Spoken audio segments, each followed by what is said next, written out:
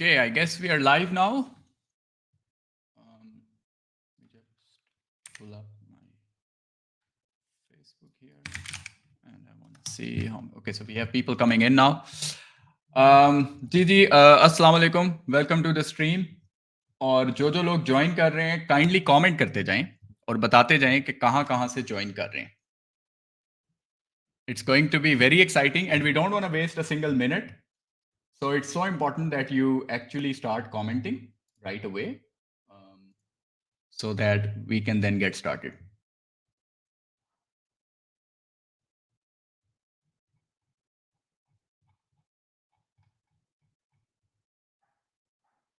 Not sure if we're live in the group yet. G, comments.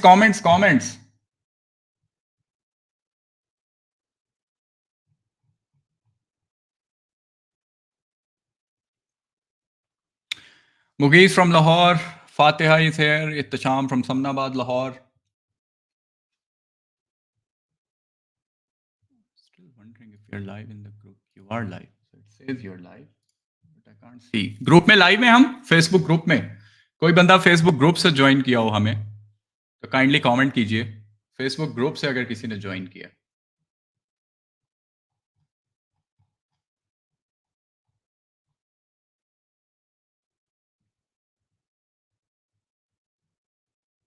Ji group में live हैं।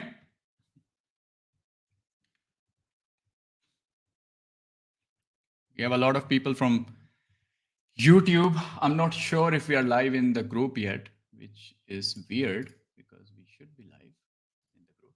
Anyways.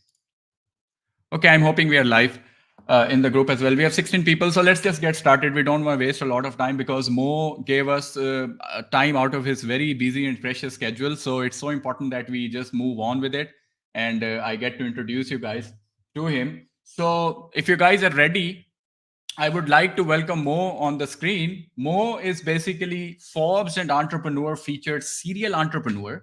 He's UK DTC expert, and he's also founder of BeUniqueness Ltd, an award-winning digital marketing agency in the UK. So this is very exciting, and I'm very excited myself. This is going to be one hell of a talk with him. So without any further ado, I want to welcome Mo to the stage. Welcome, Mo. How are you? I think I can't hear you. Can you hear me? Can you hear me? Can you hear me? Yeah, I can hear you. You can't hear me? Okay. Should I even rejoin again? Okay, sure. आप लोग मुझे सुन सकते हैं? Can you guys hear me? Yeah. Okay, so due to some voice issues, he's going to join us again. Can you guys hear me at least? ये बताइएगा. Okay, you can hear me. So probably Mo is having some issues. He's going to fix them.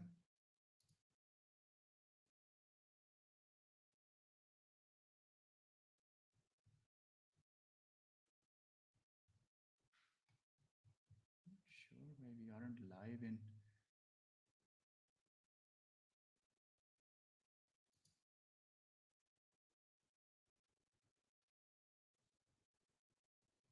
Yeah, we are live, if I'm not wrong. Yeah, we are live. Yeah, okay, we are live. So just waiting on Mo here, guys. Keep on commenting. कहाँ से join कर रहे हैं? This is going to be epic. And I don't want to waste a single minute because we only have around 40-ish minutes with Mo. Uske baad he has a meeting to take somewhere. So I'm just waiting on him to join back so he can hear me loud and clear. Okay, he's back now. So can you hear me now, Mo? Yes, now I can hear you. I'm sorry for that, guys. So sorry for that. Yeah. Now I'm back. Welcome to the podcast, man. It's so nice to see you finally. Likewise. So yeah, now that you're here, we're just going to start with it. So I want to first talk about, who are you, what you have achieved over the years, and what are you doing currently? Awesome. So as you mentioned, my name is Mo. I graduated from pharmacy school, but I didn't like it. So the second I completed my degree, which is something that my parents wanted me to join, which I'm pretty sure you have the same in Pakistan. or maybe I like. Once was done with my degree, and then I joined master degree. I did master degree in business marketing, and then I got scholarship to do marketing at Harvard in the US, and then I got another scholarship to study at UCLA. Frankly speaking, I didn't like any of that. I was just doing that to get a job. And once I got the job, I said, right, I'm not going to work for anybody, because after all of that effort I went through, after all of that hassle I went through, I managed to help so many companies, okay, including KPMG and many big names and even startups, to help them scale the business, start the business. So it was like, kind of like, if I can help them do the business, why can't I help myself? And then I started my marketing agency back in the UK. We were doing all right. First 6 months, no sales, zero revenue. Zero means zero. I had a kid at that time, so life was not in my favor, if I would say. I didn't know how to crack the codes. It was very challenging. And then I had to attend networking events. And that's the thing I always advise to any startup or any person watching us right now who wants to become an entrepreneur. You disadvantage one day may become your advantage. So I always thought, being me in the UK as a Muslim, non-native, attending events at Scotland, because at that time the events that were available were at Scotland, and Scottish people, they have very hard accent to understand. So I thought that nobody would ever be happy to have any business with me. And then out of the blue, after some time, one of them approached me and said, what do you do? I do such and such. And then, okay, after long talk, he was happy to have a business with me. And then when I asked that person, why did you want to have a business with me? He said, because you were the only person I was able to understand at that event. Yeah, I love the point that you brought, that you got into digital marketing and then you helped these companies, and then you thought, oh, why can't I grow my own business and start my own company? So awesome. And yeah, that's the point. When you're able to help other businesses do what you want them to do, then you can obviously have your own business. So I want to go a bit deeper into what got you into digital marketing. What was it? What was the turning point that said, okay, digital marketing is it, and I'm going to be a marketer now? To be honest with you, I never liked the idea of everything I've been doing was marketing. Okay, so I knew anyway I will end up in marketing, but I was between two choices, online or offline. I never liked the idea to have a business based on where I am. I always wanted to have a business where I can manage completely wherever I am, even if I'm in the bathroom, I can still manage the business. Okay, it doesn't matter where I am. So I said, okay, there is nothing, literally nothing better than having something digital in general that I can rely on and can grow and scale, avoid, fixed costs like office renting, all of that kind of stuff.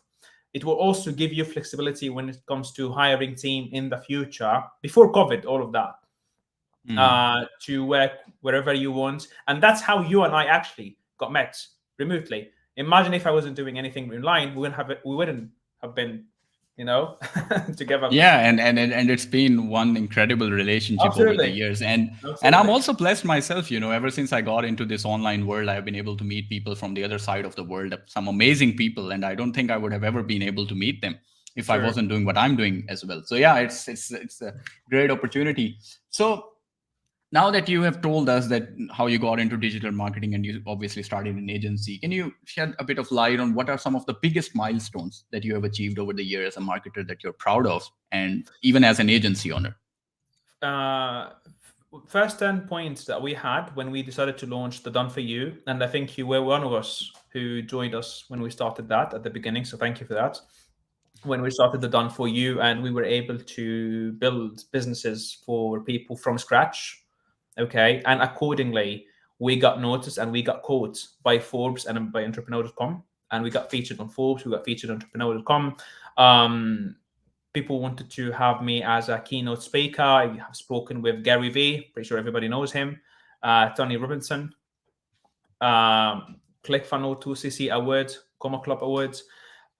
So many achievements, to be honest with you, yet nothing competed with having somebody who was just joining business, starting business, want to scale the business, And they put everything, their heart, the soul, the blood, the effort into it, and they're coming to you as the only hope. And they want to tell them, you're the only one. I got nothing. I have loans, mortgage, all of that kind of stuff. Please help me. So that is the best. That's the best achievement, I would say, that I've achieved. Way better than the thing that I mentioned earlier. Yeah, and you see more like that's what makes you one of the best in the industry, because it's the empathy, right? You have Yeah, empathy for your clients. You really want to help people grow. And I think that's one of the key things that actually plays a role in anyone getting successful, is that you actually have empathy for other people. You're not just in it for the money, you're actually in it to make a bigger impact, to help people, to help absolutely. businesses grow. Because when you have that sort of mindset and mission, you can actually make a lot of money. If you are only in it for the money, you won't make any, or you might make it for a few months or a year, and then you'll be out of the business.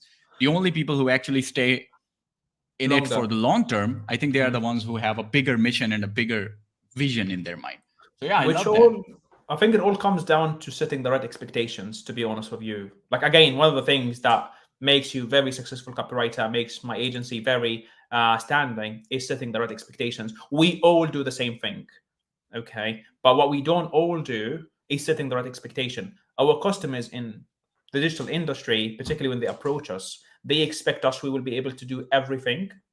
And if we don't have money, if we're struggling financially, we may start accepting everyone. And this is exactly where every freelancer, copywriter, marketing agency start to collapse, by not setting the right Mm. expectations. Mm. That's a very good point. So you need to have some sort of criteria, some sort of Yeah, qualification of what sort of true. clients you're going to work with. If you start working with everyone, you're going to have a downfall. Now, before Absolutely. we move forward with a very important question, where I asked you about one of the clients that you loved helping, what were the problems they were facing. So we're actually getting into the nitty gritties. I want to ask my audience if you guys are enjoying it so far. I want some fire in the comments, because we are here just for you. Mo have taken out time out of his busy schedule for you guys. So please tell me in the comments, and tell Mo in the comments how excited you are and how welcoming you are as Pakistanis to someone who is coming here online with us from abroad. I love Pakistani people, but don't get me wrong. 50% of my teammates are from Pakistan. I love Pakistan. I've never been there. I wish I would, and I will eventually. I have everything basically. I'm expecting to visit Pakistan in the next, I would say, 12 months. But I love Mhm. Pakistan to death, and I love Pakistani people, love the foods. So I'm a big fan. You're most welcome. I would love to Thank show you. you around, Thank you. So yeah, I guess people are actually listening, and they're enjoying the podcast so far. So let's move on to the next question, and that is, I want to talk about one particular client that you loved helping. What problems were they facing, and how you got them out of this complicated issue with your marketing skills and campaigns. So let's talk about. We had a client that was like couple of maybe 2 years ago. Okay, we're selling basically t-shirts and leggings. The design was really nice. Okay, she was struggling to understand basically what it takes to scale her business. She spent a lot of money. She was spending $10,000 to $15,000 a month on marketing, with less than 0.8, 0.9x return investments.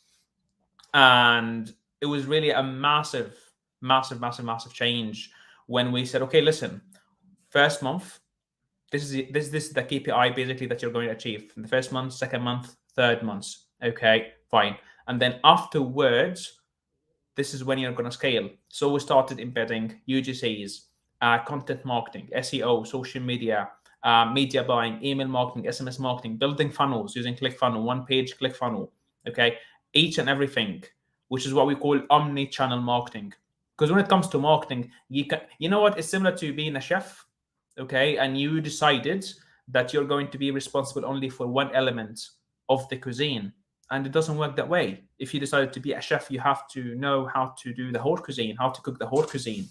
Okay, and that's what we should do as marketer. So you should be able to handle everything, not yourself. You can have somebody you can rely on to help you with the circle, but it's very important that you have all of the ingredients, all of the elements to have the cuisine to the customer. And then this is when exactly here return ad spend jumped, I think, from 0.9, roughly speaking, to 3x, 4x, and scaling. So it was a big jump from nothing. Now she has paid off all of her debt. mortgage, zero. Everything is changing. Now she's expanding to the UK. She's a US customer. She's expanding to the UK, Canada, Australia, and next year she should be in New Zealand. Wow, that's one hell of a journey for with a client and one Yeah. hell of results. It Yeah, is. thank you so much for sharing. And I hope this was valuable for all the people who are listening to us as well, and the people who will be listening to us in the recording as well. Now, want to go into a question where people who are listening to us, how would someone go about? Because as we have been discussing, and as we can see that you are a successful marketer and you have been able to grow your agency and make a lot of impact. How would someone who is completely brand new would actually go about learning marketing, and what is the best way to get to where you are today, in a very short time? Frankly speaking, as I mentioned earlier, number one, number two, number three, number four, number five is setting the right expectations. Always set the right expectations. Number 6 and 7 and 8 and 9 and 10, understand how to talk to your team. Okay. So many people maybe who are watching this right now will be watching later. They're great when it comes to writing copies. They're fantastic when it comes to designing logos, websites. They're superiors when it comes to media buying.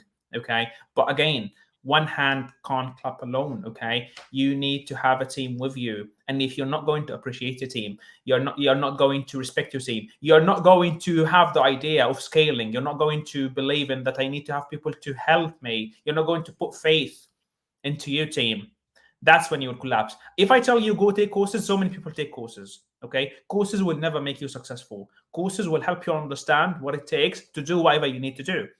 If you need to do how to do basmati rice, okay, I can take courses and I can watch some YouTube videos to show me how to do basmati rice. That's not an issue. If I want to do chicken curry, I can do the same. But leveraging it and being one and only one in Manchester in the UK who can do the curry or the rice, whatever that is, it requires mindset, not technical skills. This is such an important point. I mean, and it's so hard because when you have a skill, so me being a copywriter, you being a marketer, it's so hard to let go, because you believe that, okay, I need to do everything myself. I need to handle everything for the client myself because I'm the guy, I'm a copywriter. It's in your ego. And it took me a while to actually go into that mindset as well. Okay, now I need to outsource. I need to hire people. I need to hire other copywriters and give them work. I can't handle everything on my own. If I keep on doing everything on my own, I won't be able to grow brands. I won't be able to get to where I am today. And I won't be able to help more people, which is so important. So yeah. So what do you think is the most important thing when it comes to starting an agency when you're just starting out? Never try to do it all at the beginning. So for example, if you're good at copywriting, don't try to learn another skill. Don't do that. You're good at copywriting? Fine. Master one thing at a time. So you're good at copywriting. What exactly are copywriting? Email marketing? Leverage that. Leverage it to the roots. And then SMS, and then sales copies, and then funnels. It doesn't have to be like, it doesn't have to be one each month or one every 2 months. But if we're going to make it like percentage-wise, then 90% or 80% should be on one thing, and the other 20% should be on developing the other two things within the copywriting. Once you feel like you have mastered what your audience needs, which in these days, to be honest with you, I would always encourage everybody to know how to do email marketing. That's very important. And when I say email marketing, you have to consider all the flows. Because if I come to you as an e-commerce brand, which, as you know, we have also our own e-commerce business, I would come to you. I would not expect you just to have a copy, because ChatGPT can do that. I would expect you to tell me, Mo, you need email marketing. You also need flows.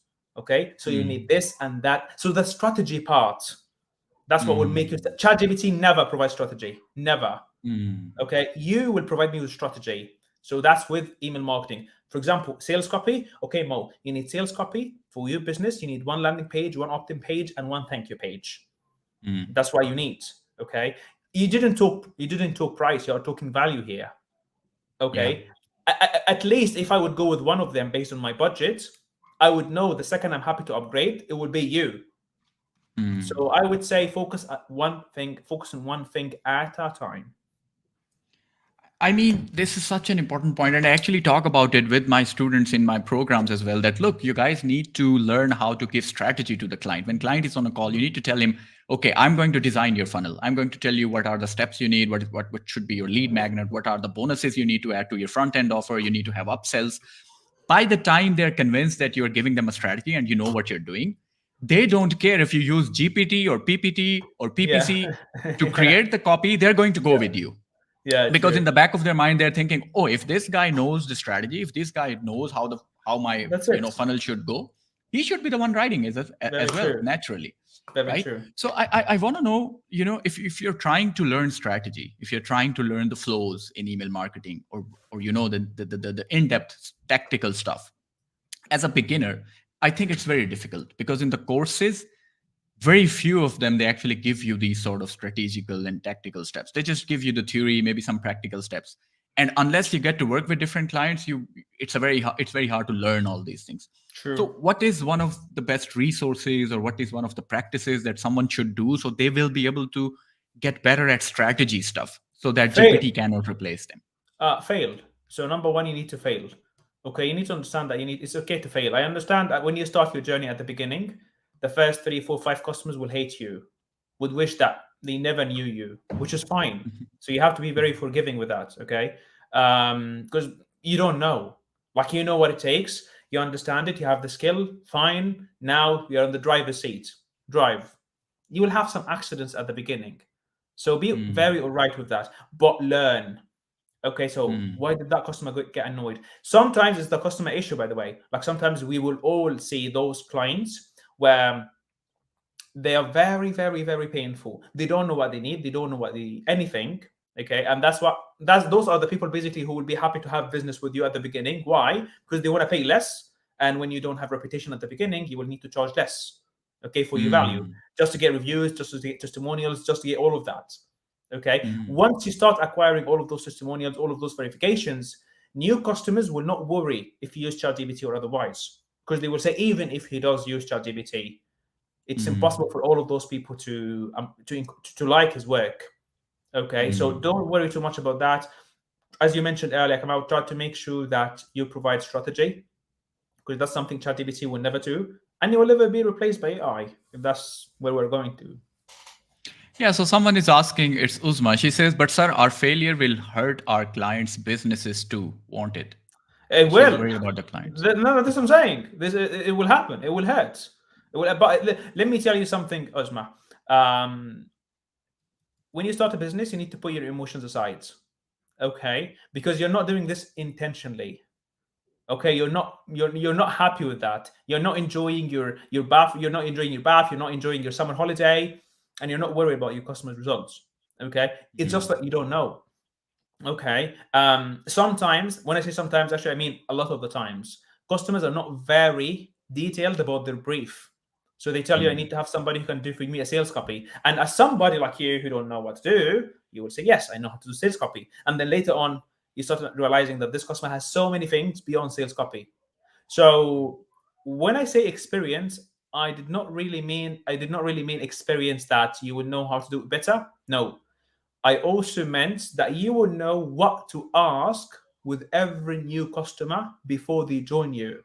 So you will be mm, able to ask a couple of questions. So, for example, that's a trick that I use that you guys can feel free to steal. Okay, very, very, very lovely, lovely tip. Okay, when we have new customers, the first question I ask: have you worked with any web developer before or designer before? That's the first question. Okay, why do I do that? Those two are the utmost two difficult things when it comes to freelancing. Why? Because if I want to build website, I will tell you need to build website, and then as we build the website, oh, can we change this from here to there, from there to here? You know what? Bring it down, bring it up. Crazy.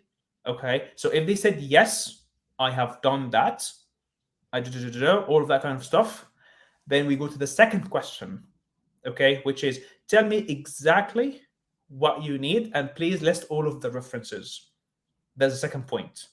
And the third point, please understand that it's very important to recap. I beg each and every one, please, please, please, please, please make sure that when you have any new customer, try to recap, even if the customer didn't ask for it.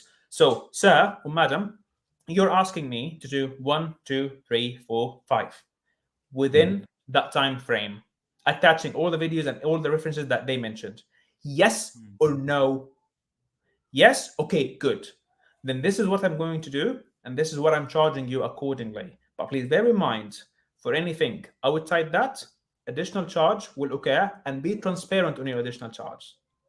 That will massively minimize the risk.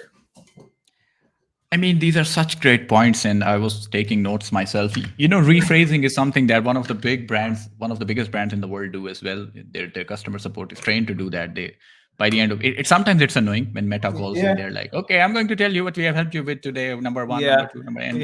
And sometimes they're, but it's so important, and I tend to do that myself with many of my clients. That I actually rephrase whatever they are looking for, and then I tell them, look, this, is that true? Okay, now I'm going to charge you XYZ. So definitely a very good point. And as Asma said that, our failure will hurt our clients, I want to talk a little bit here that number one, businesses are also aware of the risk. When they're hiring a marketer or a copywriter, they're not looking for magic, especially if they're hiring someone who is new, who is not charging as much. They know the risk. Yeah, Absolutely. if they're going for someone world class and they're paying world class money, okay, then they are not in the mindset to take a risk, because they're willing to invest a lot of money and they want results. But when they're going for a new person, they are aware of the risk. They know it can go south. Absolutely. And we might not get as many results. And as Troy Erickson says, he's one of the most popular email marketers. He says that the best thing that you can do is learn from clients' money. Yeah. So start working with clients, work on their campaigns, run ads from their money, learn from them. Right? Absolutely. So there's nothing unethical about that. I think that is the way to go.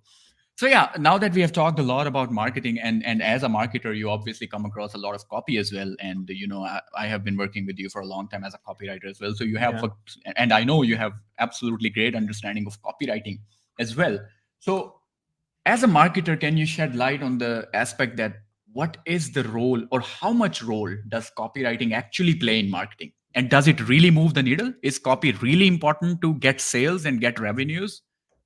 I would say copywriting represents, it depends on when we say marketing, it depends on what exactly we're talking about. So if we're talking media buying, at 70%, minimum speaking. Okay, if you're talking e-commerce, like email marketing, that's 100%, or 90%. 90%. Okay, so 90% role is played by copy. That's what you're saying. Absolutely. I would say 90%, let's say for email marketing, 70% minimum speaking with media buying. SEO, 90% again. So it is very important. Word copywriting, because back in the days, copywriting used to be just copywriting, which is throwing some words. Nowadays, it's more of emotional / human copywriting or writing, I would say. So it doesn't just move the needles, it moves everything. Because usually people gets attention, gets drawn to your ads, not just by the image, but by the copy. But what you say. So what you say on the video is copywriting. Okay. What you have on the image is copywriting. The first two lines you have as captions, copywriting. Your LinkedIn post, copywriting. Your email marketing, copywriting. Everything's copywriting. So, and that's one of the things that I always encourage our students or people that are watching this. Try to diversify, considering the one at a time thingy rule. Try to diversify your skills with copywriting. Don't dig your head just into one thing, which is email marketing, because this is when you will be easily replaced like that. If not by ChatGPT, it will be by another colleague. So such an important point, I think. People are so afraid of GPT, they forget about humans. Humans are one of the most ferocious thing on planet. It's not GPT or anything else. If you don't upscale, some other human is actually going to replace you. He is going to get ahead of you. He is going to learn another skill, and he'll be more valuable than you in the company. So important. And as you said, it's so authentic, coming from a seasoned marketer, that copy has a huge role in marketing. So anyone who is actually learning copywriting, it is a good news for you guys. Copy has a lot of role to play when it comes to sales. And again, Mo, let's also talk about two things here. As a copywriter, how can you... So I think we have probably already talked about it, that it's the strategy. So you have to give strategy, so GPT won't replace you. So you have to learn strategy as well, tactical stuff, stuff. How should the funnel be designed? What should be the flows in a marketing campaign? Let's talk about media buyers as well. Marketers, how can they make themselves GPT proof? Because I think in the near future, Facebook, YouTube, all their algorithms are going to be very strong that people may not need marketers to run their ads. Is that true? Or you think It's already it's not? happening anyway. It's not in the future. You have so many software tools. Let's admit one thing, Kamal. AI has been there forever. It just got popular after ChatGPT, but it was there since forever. Okay, Google now has launched what they call Shopping Plus campaign, Advanced Plus Shopping Plus campaign, which is a thing that allows you, if you don't know how to target your audience, if you don't know anything, they can do that for you. They can help you with the targeting. They can do each and everything for you. Okay, but if you look at it, I always love to use kitchen equipment appliances. Okay, do you think appliances and chefs and restaurants basically are going to replace what we do at home? No. Okay, those tools are there to help us. If you're not going to use them, the tool will never replace you. It's the person who's using the tool will be replacing you. So as media buyer, what I would always encourage, try to set the right expectations. It's a soft skill game rather than hard skill. Because if I want to run campaign, I don't know how to do it, I will try to use whatever software on the market to play around it and to see how I can do it myself. 99% I will fail. Why? Because I don't have the experience on when to pause, when to continue, when to do this, when to do that. Okay. I need to speak to a human being. So if I hire you as a media buyer and you're not responsive, you're trying to give me cold responses, you don't know what you're doing very basic work, you're not taking the extra mile, you're just doing exactly based on what you're being charged or based on what you're charging me and not based on what needs to be done, you're not being emotional to me, you will look to me no different to ChatGPT. As a matter of fact, ChatGPT will be cheaper. So you'll be the one who decided whether I should go with you as a human being or I should go with whatever AI tool in the market. Well, yeah, and that's a very good point as well. And before I go and move on to my last question, I also want to say that I think your internet might be breaking, so your video is a bit blurry, but we can at least hear you clearly. My Yeah. video. So as you said, it's important that you bring strategy into it and you don't worry about GPT as much as you are. GPT is just a tool, and you need to learn how to use that tool, and it's only going to help you because it's so true that tools are just there to assist you, and somebody needs to know the fundamentals before they can even use a tool. So when it comes to copywriting, you need to know the fundamentals before you use GPT and even judge if the copy is good enough. And if you're using it for marketing knowledge or anything else, you need to know the fundamentals of marketing yourself to even judge if the advice given by GPT is even applicable or good enough. So yeah, let's talk about the last question, and after that, if we have some time, we can take some questions from the audience. Absolutely. So what is the single most important advice that you would give to people looking to get into marketing or copywriting in 2023? 100%. You need to start. 100%. Don't delay. Don't wait for the perfect time. Don't wait for the ideal time because they never come. Ideal time never come. Perfect time never come. If you have enough skill, just one skill, go for it. Okay, go talk to your family members, go talk to your friends, tell them I do this, I do that. Try to let them have a business with you on platforms like Upwork or Fiverr or whatever, so you can have some verifications, some validations, because that's going to be the bottleneck for you for any startup anyway. Okay, so start, master AI as much as you can. Okay, try to rely on that because that will save you time. As a naive person, as a non-educated person, I know there's a platform called ChatGPT, and I may use it just to answer basic questions for me. But for you, as an expert, as a freelancer, you need to know how to use it basically to the roots. Like I have seen on the market before on Facebook, there are so many software companies now that they have their own plugins that work with ChatGPT.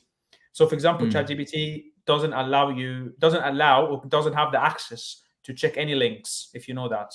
So if you give any link to ChatGPT and say summarize that link, ChatGPT will say, sorry, I can't do that.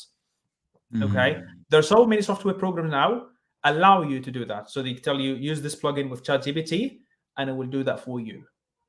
Yeah. Okay. Try to click on anything that is relevant to what you do. Click, click, click, even if you're not going to buy. Because when you do that, you tell Facebook, I'm interested in those things. And Facebook will keep providing you the latest information in the market. And then This is one day such an you will get the incredible money. tip. Yeah.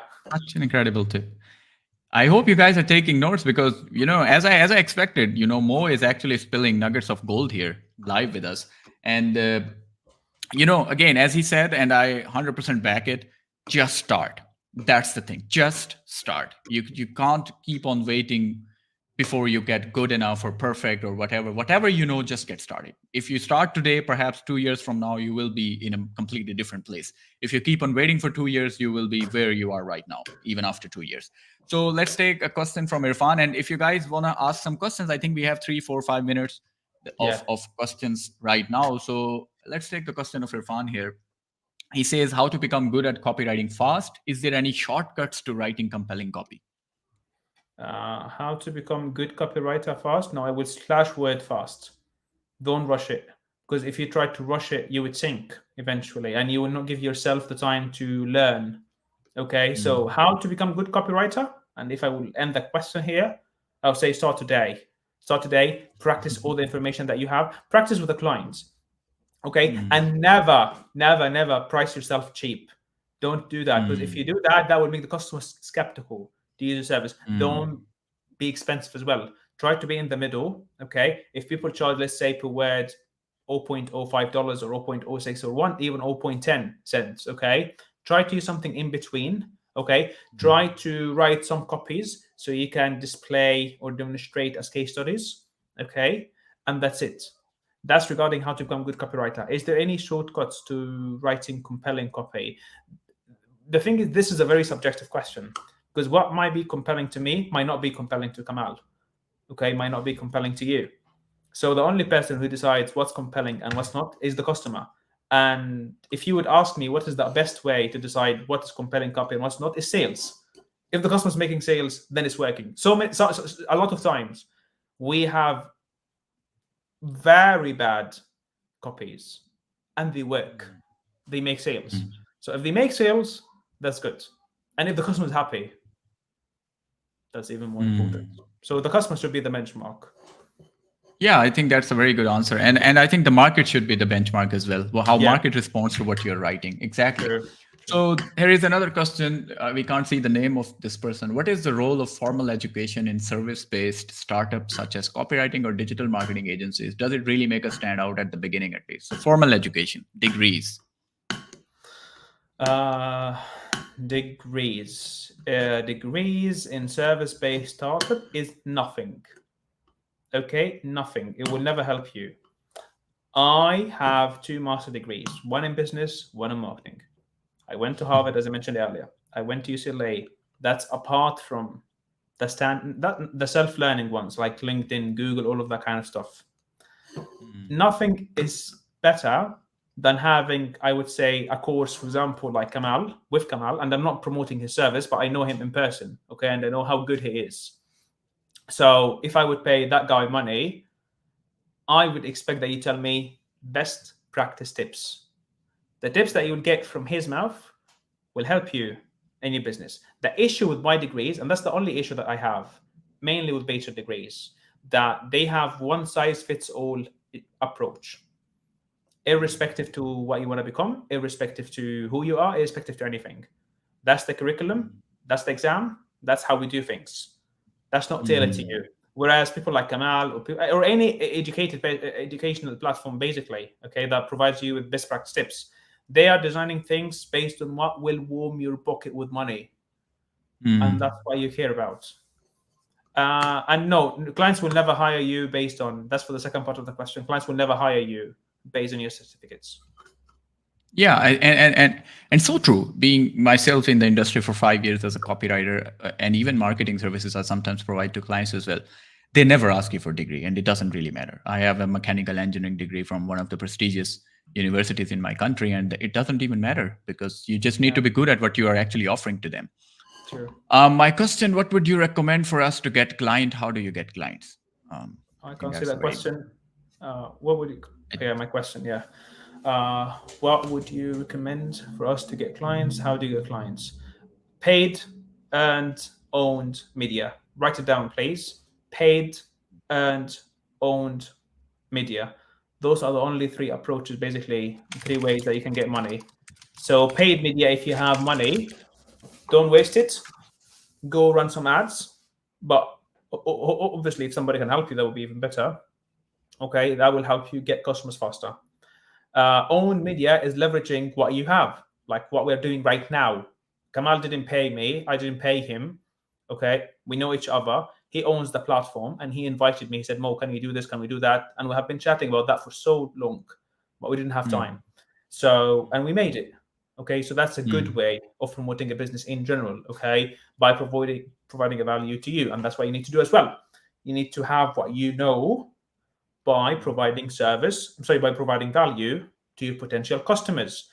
Are they going to become customers instantly? No, but that will show you as an industry leader in what you do. So that's what the owned. And that's the last thing. That's the last thing, which is reviews, testimonials, all of that kind of stuff. There is nothing, everything you have in marketing on earth will fall under one of those categories. Absolutely. I think that's one of the best ways you could have put it. I think we should just take one last question, and this is Noor. She asks, how much time is required for a person to learn digital marketing? Let's just give her a ballpark number to get good at marketing.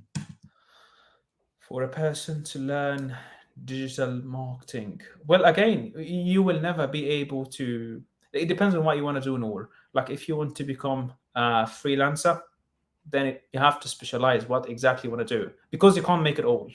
Okay, you can't be the media buyer, the email marketer, the copywriter, the SMS marketing, the funnel builder, the logo designer. You can't be that. Okay, you have to decide exactly what you want to do. I would say first 12 months are the best 12 months. Okay, 12 months are more than enough from my perspective to be on a good road. Okay, depends also on how many clients you're getting, how you're treating them. Second month, usually this things when decline. I don't know how, but this is what usually happens. So first year, okay. Second year, slightly. Third year goes up again, and then fourth year, it's up and down, up and down, up and down. So it's a learning curve. But I would say usually 12 months are sufficient. Yeah. Well, I guess that's about it. I'm gonna see if we have any good questions. Yeah, somebody wants to know. Happy to stay for another 3-4 minutes. Okay, then we can take this question, I guess, from Reza. He has been asking it consistently again and again. Why would client or business choose us as a beginner? What's the single most advice for people who are new to copywriting or marketing? Okay, why would people choose you as a beginner? Who would tell them you're a beginner? Okay, that's the first thing. You're not going to go to the client and say, listen, this is my first day, and you are my lab rat. Okay, you're not going to do that. So people don't know. Okay, so there's no way for the client would know that you're a beginner. That's why I said don't try. What beginners do, and this is how they would know you're a beginner. Okay, if you try to price yourself very cheap, if you try to yes. Listen, should I send you an offer? Should I send you an offer? They will know you're a beginner. Okay, if you do not summarize, they will know you're a beginner. Okay, if you care about nothing but closing, if you keep pushing it every day. So I message you, I said, can you do this? Yes, and then every day you keep messaging me, they will know you're a beginner. So that's how they will know you're a beginner. Think of yourself as somebody people would love to have a business with. But since you're actually a beginner, as I mentioned earlier, try to do two things. Number one, try to price yourself in the middle. Number two, try to talk value and strategy with the customer as much as you can. Number three, try to throw as many samples as you can, even of those samples, because nobody knows who's for this and who's for that. Just have like some samples, basically, in case the customer asked you for some. And that's what I would say. Yeah. I think, again, incredible advice, and the points are so actionable, and you guys can see. And I think it's about the perceived value and the perception that you build in the market. It's not about who you are, but it's about what they think you are. And I think That's why I talk about in the client hunting classes, and I teach these guys how to respond to clients and how to shut up after you have given them the price. You don't Yeah. message them every 2 hours. Oh, Yeah. I will charge you 200, and after 2 hours, if they don't respond, you're like, okay, maybe we can do 150, and then they Yeah. don't respond for two. You're like, okay, let's do 100, and then by the time they're back, you are down to 20 from 200, and they're like, I was out with my wife having dinner. What's happening? Oh, you started Yeah. with 200 and you want to charge me 20? Sure, we can do 20. I was fine with 200 as well. So Yeah. people, they Yeah. need to, as a beginner, you need to go into the mindset of a pro and listen to that advice and actually implement it. As Mo said, being being an entrepreneur for so long and after working with so many clients himself, he knows how to get people to consider you as an authority and a pro. So when he's Absolutely. giving you the advice, you should definitely take it and note it down. So yeah, Mo, any last words you want to say to my audience, people who are live with us and people who will be watching it in the recording? It's been an incredible session. Anything Thank you you. want to add to it? I just wish they enjoyed it. Just looking forward to have it like part two together, maybe Yeah. in the near future. And it was a lovely time. That's it. Yeah, I would love to have a part two with you, and I'll see what kind of response I get from these people on a part Absolutely. two. If you guys are excited, you should tell us in the chat. Thank you so much, Mo, once again for taking out time out of your busy schedule and actually extending Thank it you. for over 5-10 minutes for us. So grateful. It was Thank amazing. you. Thanks a lot. Likewise. Cheers, mate. Thank you, guys. I love you all. So thank you so much. Take it easy. Bye. Love you too, Mo. Take care. Bye. So, guys, I hope this was enjoyable, this was valuable, and this was incredibly fun. And I thoroughly enjoyed it myself, as you guys can see. अगर आप लोग चाहते हैं कि future में हम इस तरह की पॉडकास्ट लेके आएँ और करें और मैं मो के साथ पार्ट 2 करूँ, जिसमें प्रॉब्ली मो मेरे जर्नी पे थोड़ी लाइट शेड करे और हम डिटेल्ड डिस्कशन करें, इसी डिस्कशन को आगे लेके चलें, please tell me in the comments. जो लोग बाद में रिकॉर्डिंग में भी देखेंगे, do tell it in the comment, show some fire so we can do a part 2 and so that Mo can also see how much love he's getting from Pakistan when he's doing a podcast with us. So yeah, I hope this was valuable. बहुत मुश्किल होता है इस तरह के experts को उनका time निकाल के यूं लेके आना पॉडकास्ट पे, but I think for my community and for my AKC fam, I think it's very valuable. So Mo was kind enough to do that, and he was kind enough to give us time out of his schedule. So thank you so much for everyone who were live with us and stay till the very end. Inshallah recording इसकी available होगी YouTube, Facebook, हर जगह पे, आप लोग उसमें भी देख सकते हैं. अपना बहुत सा ख्याल रखें. इंशाल्लाह बहुत जल्द दोबारा आप लोगों के साथ मुलाकात होगी इसी तरह की वैल्यूएबल पॉडकास्ट में, होपफुली. मुझे इजाजत दें. Take care. अल्लाह हाफिज.